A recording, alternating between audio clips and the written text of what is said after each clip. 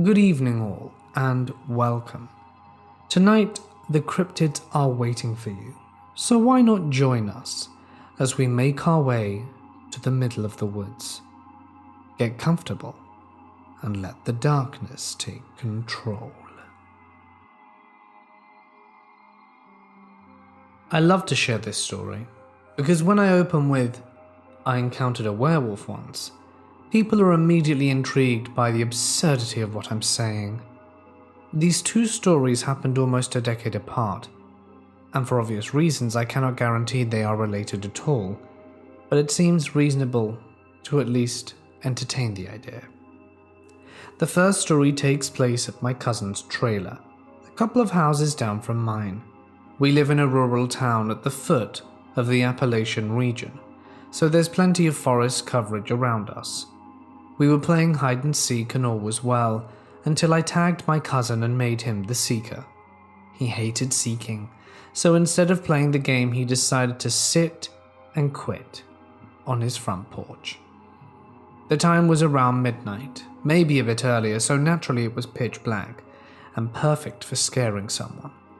My cousin's friend, my brother and I began to devise a plan to get revenge on my cousin for being a sore loser, and we came up with this. We were to lure him to the edge of the forest, and my brother was to jump out at him. A very simple plan for a couple of 13-year-olds. So we got to it. We managed to convince him that there was something making a noise in the woods, and so he came with us to investigate. As we walked to the edge of the forest, we heard something inside walking with us.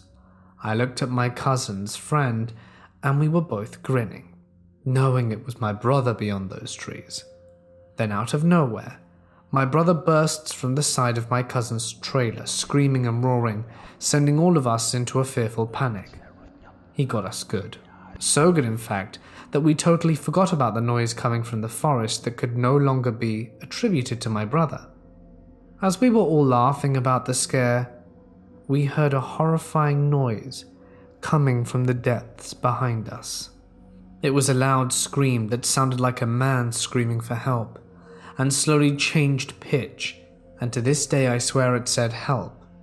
After about 5 seconds of human screaming sounds, it turned into the most guttural roar I've ever heard personally. It was chilling. We ran inside and my cousin opened the blinds to his windows, and it was right then we noticed the obvious and haunting sight of a full moon. Yes, we don't know what could have made that noise. Yes, there are farms around.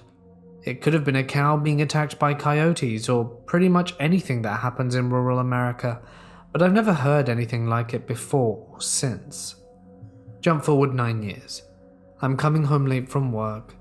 As I'm driving, I see two bright orange eyes peering at me from the side of the dark road.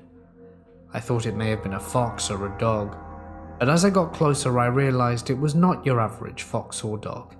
It was a massive, black, wolf-like dog. The animal was so tall while on all fours that it seemed to be almost as big as my car.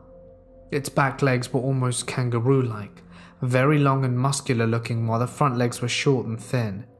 It dashed across the road and in front of my car, jumping the fence to the left with no struggle. When I got home, I nonchalantly told my family that I finally got to see the werewolf that made the noise so many years ago. I don't necessarily believe that it's an actual werewolf, but I cannot honestly say it isn't. Anyway, I thought you guys might enjoy this story. Keep a keen eye out on full moon nights. I should start by telling you a bit about myself.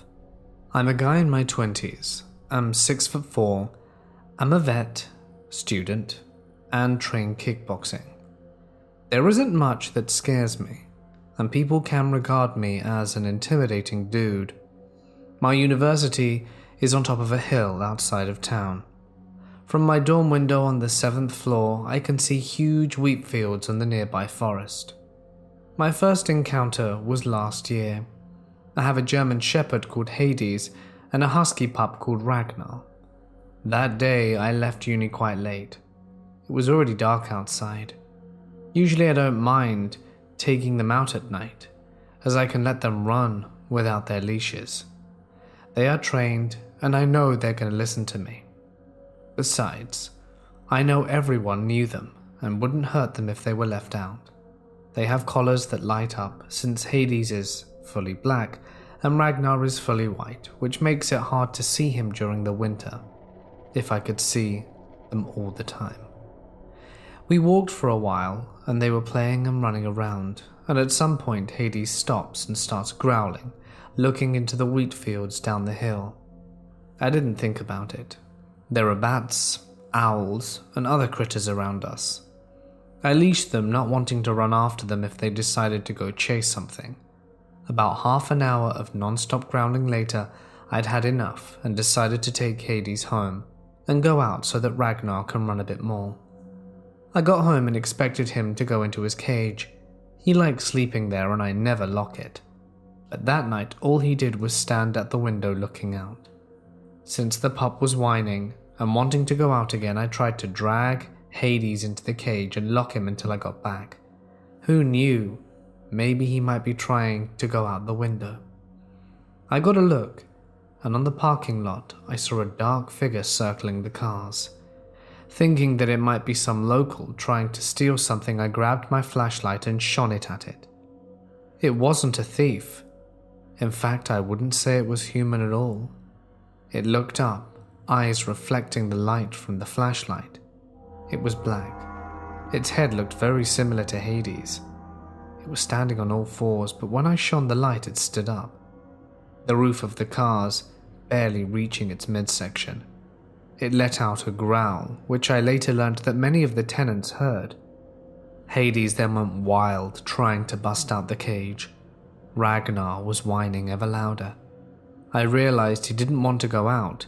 He was trying to get as far away from the window as possible. The growl made me flinch and I dropped the flashlight through the window.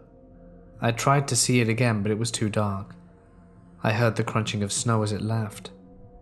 The next morning I went to find my flashlight and found huge dog-like footprints in the snow and a foul smell that still lingered. I borrowed infrared binoculars from a hunter friend of mine ever since, and I've seen it 4 times in the forest, twice crossing the field, and once it's come near the hill to look up.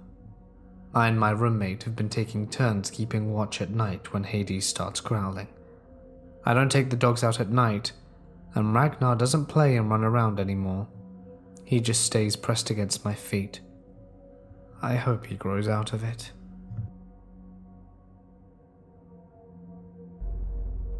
This story was told to me by a childhood friend's dad.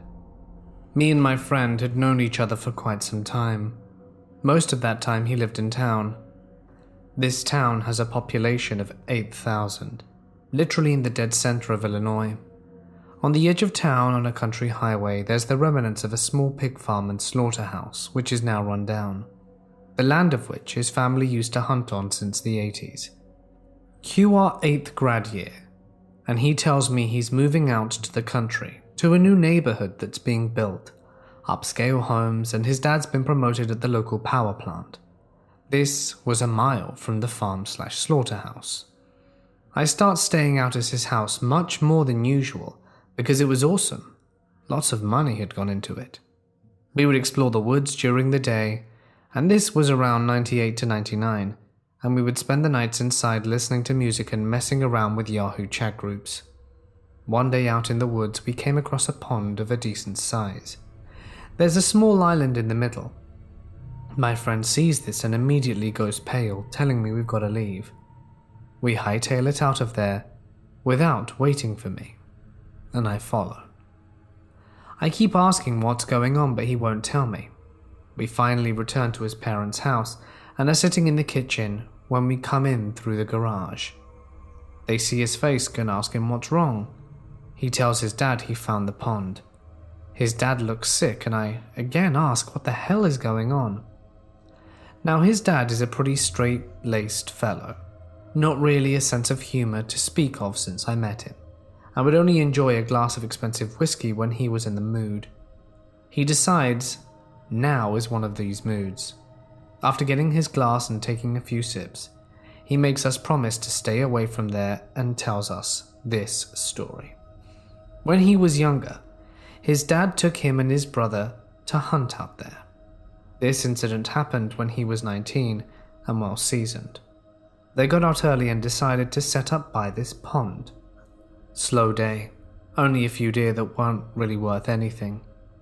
Starting to get the idea of a new spot, they heard a rustling from outside the pond across from them. It was a wolf, but those aren't here. Not a thing in our area. At least not capable of walking to the pond. Looking at it like it was investigating, then stood up on its hind legs, walked that way into the water, swam to the middle, but walked up to the island on 2 legs, and it stood there before lying down and seemingly fell asleep. They decided to wait to make sure it was out, then slowly backed away, getting back to the truck as quick as possible, never going to hunt back there again. Again, this was told to me quite some time ago, but it always stuck with me. My friend's dad never joked with us. He never seemed to have much of a sense of humor at all. Before I get to this story, I'd like to point out that I'm not from America, which is surprisingly in contrast of what people often think. I'm from the Netherlands, and due to the kind of mentality I was raised with, I would have never even dared to think about the existence of supernatural creatures here. Personally, I've always been on the fence about these kind of things, unsure what stories are legends and just superstitions, and which ones hold more truth than fantasy. The typical Dutch mentality I've been raised with is that there's nothing more to the world than what we've already discovered, at least not in terms of the divine, the paranormal, and the supernatural. At least, that's what I had originally thought. But as it often does, the world tends to show us her truths in one form or another. I was born in Holland, the Midwest of the country, but moved to Brabant, the Middle South, at a young age.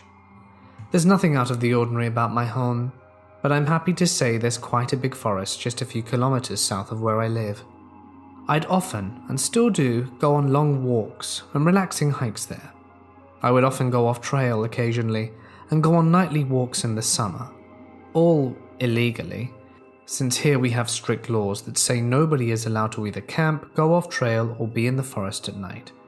Needless to say, I deliberately stayed in the forest until after sunset, secretly risking a fine. I'd often wear dark clothes to go out into the forest so that the service men and women and the late night lurkers would be unable to spot me. I don't know why I'm addicted to these hikes in the forest, especially the nocturnal ones. I've always felt a really strong call of the wild, since the first time I went off trail in the summer of 2017, when I'd visit the woods either going off trail or not even the time of day would matter. I'd get energetic and excited about it.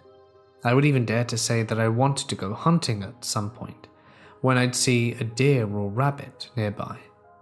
Unfortunately, I don't have a license or the weapons, so I'm pretty sure I wouldn't catch anything. Anyway, months ago at the start of autumn, I went for another night hike in the forest. I had to bring my flashlight since it was cloudy and rainy outside. As always, I went there on my mountain bike, chaining it to a pole before I'd set off into the darkness between the trees. I saw just the last people walking back to their cars and homes, as I was walking in the opposite direction. It was getting completely dark when I reached the middle point of the forest. You can call me a hippie, I don't mind. Frankly, I would have done so myself if I'd read a similar story. Now, before I get to the actual encounter, I must say that I have already encountered something similar in the woods of January of 2017. I went to the forest during the day since the winter's first snow had fallen during the night, and I wanted to go and take some photographs of the beautiful snowy landscape. Though I stayed a bit too long, it had gotten dark and I'd had to be back at my bike and out the woods. So hurrying back is when I heard a loud crunch coming from the bushes, as if something big, like a deer, was running along the trees. The sound was distant at first, but soon it got closer, until indeed I did see a deer, speed out of the snow, covered depths of the forest across the path I was on. Though, hot on its heels, raced something different. This huge, wolf-like creature, clearly bigger than a regular wolf. This one was at least 1 meter high at the shoulder. It looked slightly sturdier than a regular timber wolf, with dark, shaggy fur looking at its face. I could see its teeth and its paws. They were much larger to that of a normal wolf. Now please note that back in 2017, wolves were only just returning to the Netherlands, mostly roaming the border with Germany, and eventually settling in our biggest national park, which was located more than 100 kilometers away from my place. Plus, there hadn't been any wolves spotted in this area yet, so it was pretty much impossible for me to believe this was just an ordinary wolf. Only looking at the sheer size of it already.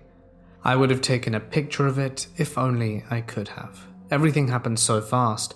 I saw the deer and the wolf cross the trail within a time span of 5 seconds at most before they vanished into the dark.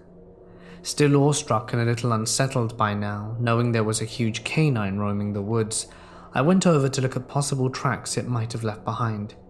It did, but with every gallop it must have kicked up lots of dirt in the air, since there were no paw prints, only claw marks, and then patches of dirt missing.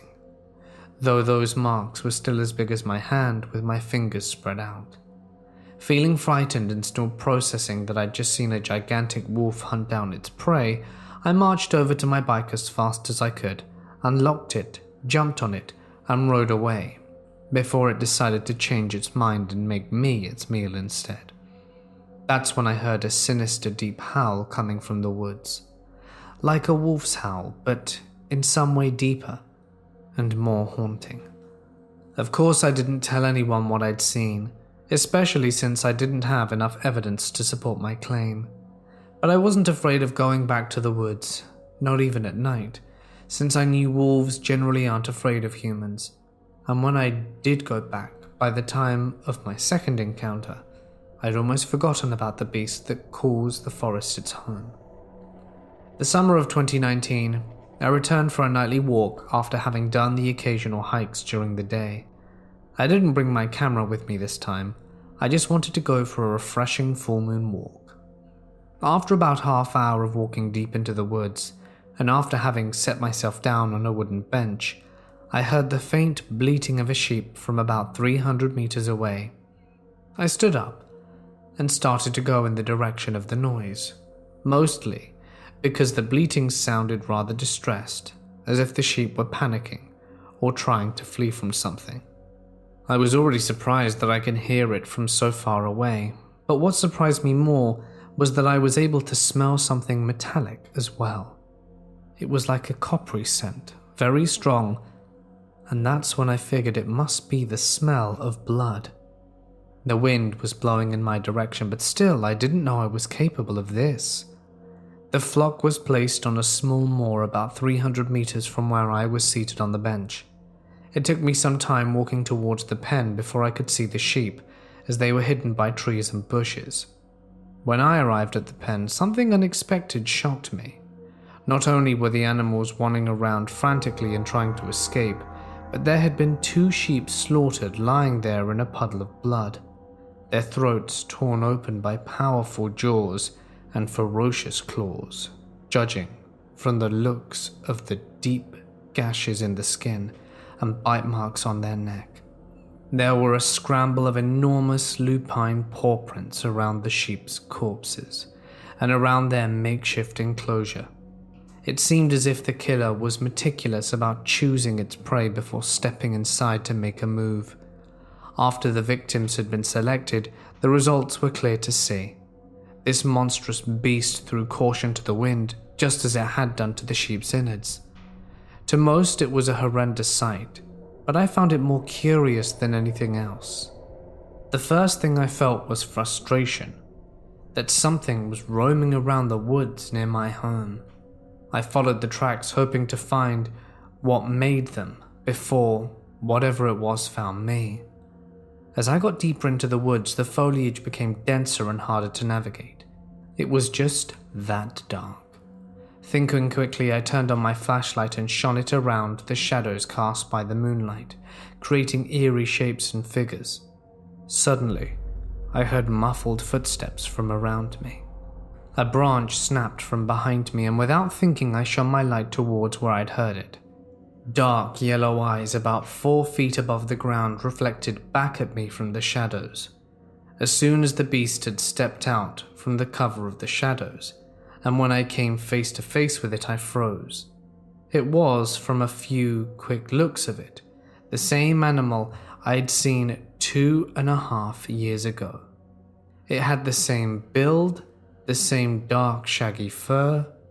The animal appeared to be staring at me cautiously, its gaze hard and cold, but it didn't seem to be aggressive. From the blood on its snout, I could tell that this must have been the beast that killed those sheep, and now I was indeed scared, on the edge, and cautious. It's not like I stood much of a chance against a wolf like this, with its huge teeth and claws, but my instincts told me to fight rather than flee if need be. After all, if I ran, I'd pretty much give myself away as prey for the animal if it was still hungry. Plus, these woods were mine, and the beast was an intruder, and I'd be damned if I let an intruder trespass on my home. The beast was still watching me, and as it did so, it rose onto its hind legs. Thankfully, no signs of aggression were visible. Despite that, I took a defensive stance, broadening my shoulders and appearing as big as I possibly could.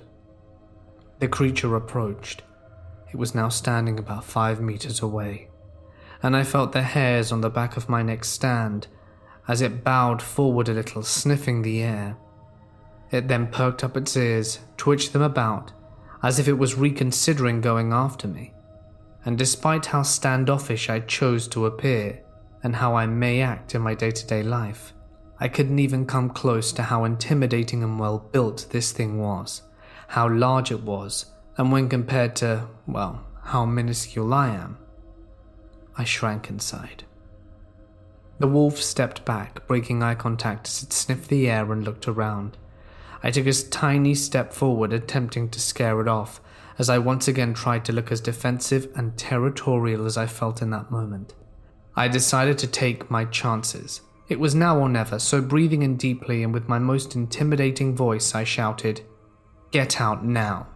In Dutch, of course. The beast acted surprised, startled even, as if it hadn't even expected me to speak or be this defensive. It then let out a growl, and after that it got down on all fours and vanished into the foliage. Soon as I could no longer see or hear it, I let out a sigh of relief so loud that I was still afraid. That thing could hear me, and worse, it could return. My feet had gone numb as the adrenaline left my body, and I was quaking as the cold air finally started to nip at me. A loud, distant howl echoed from behind me, and as it rang through the night, the fear grew inside me. It howled again, and I started to head back to my bike, swiftly jogging for what seemed like hours, continuously checking every sound I heard, keeping my eyes wide open, like a startled deer, and never failing to look around me in case the monster had other plans. After making it back to my bike, I quickly unlocked it and raced home, breaking what must have been the world's record for fastest speed pedaled, and once I arrived, the realization hit me that I had very likely been staring death in the face. It made yet another cold shiver go down my spine. To relax, I had a drink, sat down on the couch, and as I sat down with a drink in hand, staring into the fireplace, the questions started pouring at me. Why didn't it attack me? Why did it leave? Stranger still, how is something that big? Not to mention how it hasn't been reported in the local news. How has no one caught it on camera? And if they have, were they silenced by the media? Were they laughed at, mocked, ostracized? I had all these questions, but no way of finding any answers. Moreover, was it even what I thought it was? Was the creature perhaps a dire wolf of some kind that was only thought to have gone extinct in prehistoric times? There had to be a logical explanation after all. Time moved on, weeks became months, and I never told a soul about my encounter. Since then, cattle mutilations have been reported. Strange and large animal tracks have been documented. People say it's a bear or a ravenous pack of wolves, but these stories only come up the night after a full moon, they say. There have even been multiple reportings of sheep massacres around the south and east of the country that have been confirmed to have been committed by a wolf. I've been back to these woods since, but only in the day. But even then, I still felt off, like I was being watched and unwelcome. My 2 encounters did make me dive into Dutch and European folktales and legends about werewolves. And to summarize what I found, European timber wolves are said to have been the most bold and aggressive in the world. All I can say for certain is that no matter how unbelievable it sounds, always give a little bit of trust towards the old stories you're told, because you may just be encountering something straight out of fantasy, only to leave your survival, your life to fate. And if you should ever find yourself in the Netherlands, especially in the woods on a full moon at night, you best hope that thing you hear howling off in the distance is a lot further than you think to be, because there's no telling what might happen if the 2 of you meet. Good luck, and have a good night. I was 22 when this happened, 2 years ago. My name's Grisha, and for the past 5 or 6 years I've only had 2 friends who have stuck around with me through thick and thin.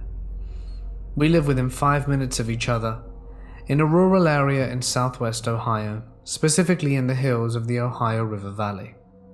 My friends are called Garrett and Oscar, and my brother, who is part of our friend group, is called Chris.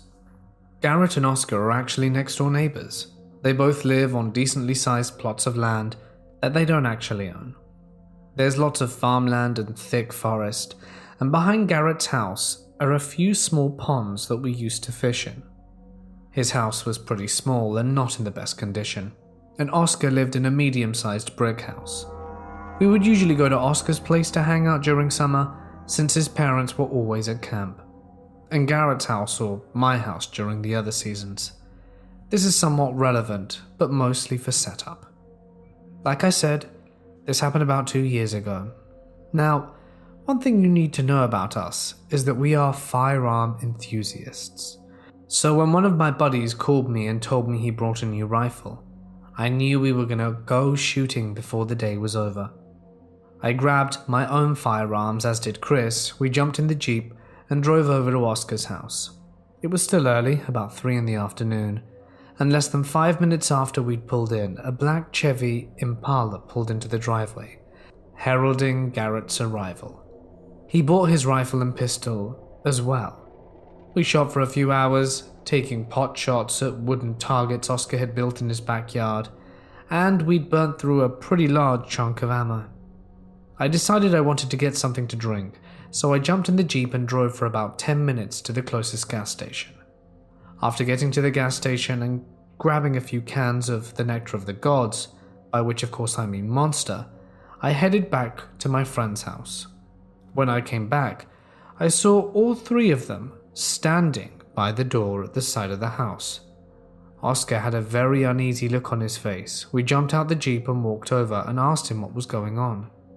"We heard some weird stuff in the woods a few minutes ago," Garrett told me. I asked him what he was talking about, and what he meant by weird stuff. They began to explain that they heard some sort of loud vocalization that sounded between a coyote's yelping and a howl. None of us had any idea what it could have been, so we opted to forget about it. We went inside and decided to play some games, and after a few hours I became bored and started browsing 4chan on my phone and lost track of time. It was getting late. Garrett had walked outside to smoke a cigarette. Oscar was in the toilet, and Chris's girlfriend came and collected him. Oscar's dog started to bark all of a sudden, and it startled me. I heard Garrett coming back inside the house rather quickly and asked him what was going on and if something was wrong. "Step outside and check for yourself," he told me. I came out curious about what the dogs were barking at, and the second I opened the door, the smell hit me. It was the worst smell I'd ever smelt in my life. Imagine the smell of a wet dog, the smell of a dead deer rotting in the sun, and the smell of landfill. Combined. That's the best way I can describe it. Repulsed by the stench, I went back inside and told Garrett I can see why he came in so quickly. The dogs were barking, and they appeared to be getting more aggressive. When Oscar finally came out the bathroom, wondering what the commotion was about, Garrett explained the smell, and Oscar seemed more curious than anything. He was also angry, thinking someone was trespassing. He grabbed his firearms and walked out to look around. He told us to stay inside until he returned. Not thinking much of it, we agreed and I began browsing 4chan. I was startled when I heard the sound of a dog yelp, followed by 5 shots in rapid succession. A few minutes later, Oscar burst through the door, instructed us to grab our own firearms, and that there's some tall dude in a ghillie suit that just ended the life of one of his dogs. We grabbed our firearms and followed him outside, staying close the entire time. Sure enough, in the backyard, we found one of his dogs. The throat was ripped. This wasn't a small dog either, it was a large poodle mix of some kind, one of the really big ones. Close by, we saw the other dog, cowering in his house. The cows in the pasture on the other side of the road were mooing as if they were both afraid and agitated, and I asked Oscar to explain what was going on, and he told me that on the other side of the barn, where he heard the dog yelp, he rounded the corner and saw a figure that looked like a big guy in a ghillie suit running towards the woods. He shot at him, hoping to hit his leg and incapacitate him, but he knew he didn't. The same smell he described earlier was hanging in the air, but it was faint. Garrett and Oscar had flashlights on their rifles, and I had one on my pistol, so I slung my rifle over my back, drew my pistol, and we fanned out to search the area.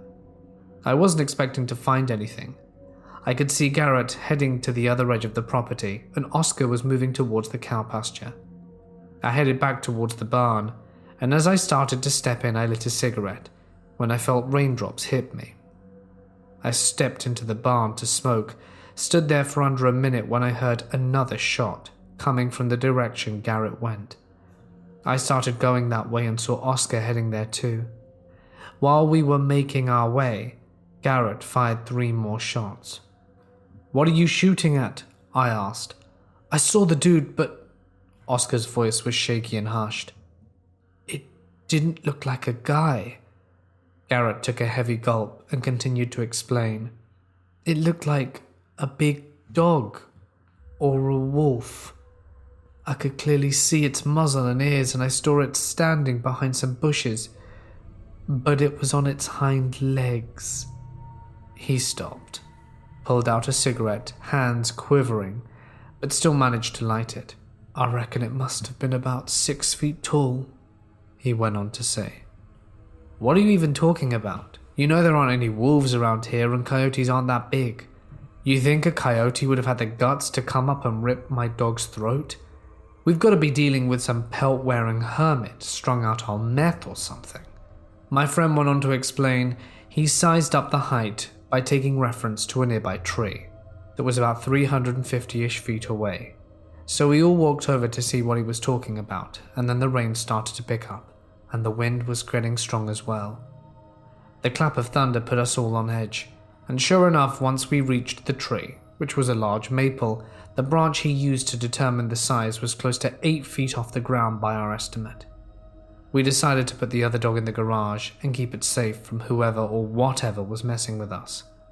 The dog was inside a small kennel, but if you live in a rural area, you know that junkies always manage to find their way to break into places they shouldn't be. We all went back to the house, locked the dog in, and stayed there. "Should we just leave? We can just crash at Grish's house until morning," Garrett said. I reminded him that Chris and his girlfriend were there, and his face instantly turned to one of disgust. We all hated Chris's girlfriend because she was really annoying, and none of us wanted to deal with her. so we unanimously decided to hunker down with our weapons and stay awake on shifts. It was past midnight at this point, and I volunteered to take first shift until around 2 a.m, while the other two lads passed out. I sat there watching the window and became bored after the adrenaline wore off. I reached into my backpack and pulled out a finely crafted Gurkha cigar and stepped out on the back porch, lit it, and began to unwind. I stood there for about 10 minutes when I heard the cows begin to make more noise, and I could hear the other dog barking aggressively inside the garage. I became on edge again and sat my cigar in the ashtray and unslung my rifle and held it on with the safety off. I made sure not to stray too far from the porch light, but I got far enough into the field to see movement in the tree line. I couldn't see what it was, but in a gap in the trees and undergrowth I saw quick flashes of a grey figure. I began feeling uneasy, so I started backing to the house. I could hear rustling over the breeze. It sounded like it was moving towards me, and I pointed my rifle in that direction. I had 10 shots to defend myself before I would reach for my pistol if something were happening. The rustling stopped. I still couldn't see anything. I was around halfway between the porch and the tree line, and time just felt like it stopped. I felt like I was standing there for hours. I turned and ran, hearing something burst out of the undergrowth behind me. I reached the back door, threw it open, struggling to catch my breath due to years of smoking. Garrett and Oscar had woken up. Garrett's shift started soon, and I told them about what happened, and they told me to go lie down for a bit. When I woke up, we would all sit up until sunrise. I lay down on the couch and managed to somehow doze off, and was awoken not long after by Garrett shaking me. "We've got to go now," he said in a panicked tone. "Oscar went outside half hour ago and he still isn't back yet." I was still half asleep, so it took a moment to sink in. "Oscar's gone?" I asked, trying to make sense of what I was hearing. I sat up and asked him to explain. We heard the cows outside acting annoyed, but then they started to sound like they were scared, and some of them managed to trample through the fence. Oscar went to see what scared them and told me that if he wasn't back in 10 to call the cops. By now I was lacing my boots up. "Forget that," I said. "Oscar's a brother. We can't just leave him out there. We're going to go find him." I agreed without hesitation. We grabbed all our arsenal and headed out, locked the door behind us, and I could see the spot in the fence where the cows had broken through. We crossed the road and walked into the pasture. This pasture's huge. Part of it is just grass, but it also has small ponds, but most of it is a forest. Flat forest. The kind with not much undergrowth and where the trees are spaced out more. A great place for cattle and a great place to hunt too. If I had to guess, I would say at least 200 acres. Garrett used to hunt on this farmer's land too. He was leading the way when we heard a long string of rapid fire, followed by a short pause, followed by 9 more shots. It was clearly Oscar, emptying out his arm, grabbing his pistol and emptying it out too. We ran in that direction even though it sounded far away, and we reached the wooded part of the property and called Oscar's name. We kept making our way to the direction we heard the shots, and panic began to set in with each passing moment. Garrett was losing his cool, and I wasn't far behind. He suddenly fired off a shot and began sprinting. "There he is, that's gotta be him," he was yelling. I gave chase, but was having trouble keeping up. "Slow down," I yelled, trying to get him to listen. "We need to stick together." But he didn't listen. His light was bobbing back and forth as he ran, and I continued to follow. I slipped in a pile of mud and got it all in my mouth. I looked up just as I was regaining my bearings. When I looked up, I saw a silhouette standing 50 feet away. It looked like a large German shepherd on its back legs. Its ears were pointing up, and its muzzle, it looked like it was pointing in a different direction. I looked down and saw it didn't have front legs, but what looked like arms, with hands and fingers tipped with claws. It seemed to be covered in grey matted fur, but what stood out the most were its piercing yellow eyes. I saw it run off in the direction Garrett was going, so I quickly stood up and gave chase. If Garrett was in danger, I had to do something, and I ran, and I started to hear gunshots, and eventually saw Garrett's light in the distance. He stopped shooting, and I saw the light point at the ground like he was reloading. I caught up and asked him if he saw it. He looked over and noticed Oscar on the ground, his back against a tree, and asked if he was okay. "He's just unconscious," he replied. "We gotta take him home." We both picked him up, slung an arm around our shoulders, and made our way back to the house. We knew, should I say, we were being watched. We could hear movement when we moved, and it stopped when we stopped. I drew my pistol with my free hand and switched on the light attached to it. My eyes stung as sweat made its way inside. Garrett and I were both out of breath, and we still had quite a long way to go. After walking for about 20 minutes, Oscar awoke. We stopped to ask him what happened, and he started to explain things to me, but was cut off by the sound of a branch snapping. Garrett and I both trained our lights in that direction, and saw the now familiar flash of grey just at the edge of the light. I turned in that direction and fired 3 shots.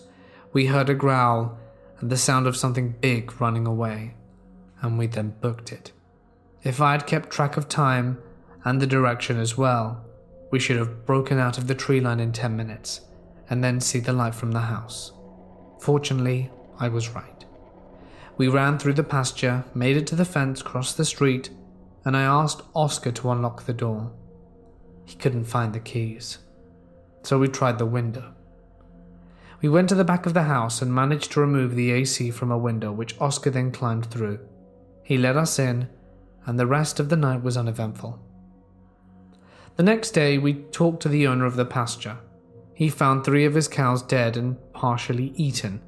He also found a trail of blood into the wooded area that led towards the house, and then the opposite direction to the edge of his property. He also found Oscar's keys on the ground where he'd been knocked out, and where we found him. The farmer explained the blood trail led to the land owned by an old hermit who lives in a trailer in the woods. He apparently never leaves and has relatives bring him food, and is rumoured to have messed with the occult in his younger days. We told the farmer everything, but he didn't believe us, thinking we saw a pack of rabid coyotes or feral dogs. So, what could it have been? Was it a wolf-like cryptid? A werewolf? A dogman? My friend still lives in the same house, and he hasn't seen or heard anything since. Hey guys, it's Mort here, and thank you so much for listening. I do hope that you enjoyed tonight's cryptid stories. I do very much like cryptid stories.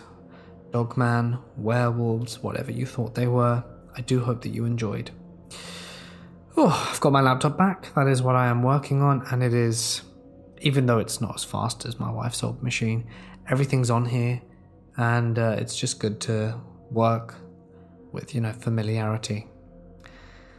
Yeah, apparently the fan was just really, really dirty. It didn't need to be replaced. So, saves a little bit of money, which is good. And yeah, it's working fine now. So I'm really happy that my little machine is back. And, I've got to say, my wife's other computer is good, but the fan makes a lot more noise. For those of you wearing earphones, you might be able to tell the difference, as this lovely little Acer hardly makes any noise on the fan, which is something I've always really liked about it. Perfect for recording because it's very noiseless. Alright then guys, I think I'm going to sign off here. Stay awesome, and I'll see you in the next one.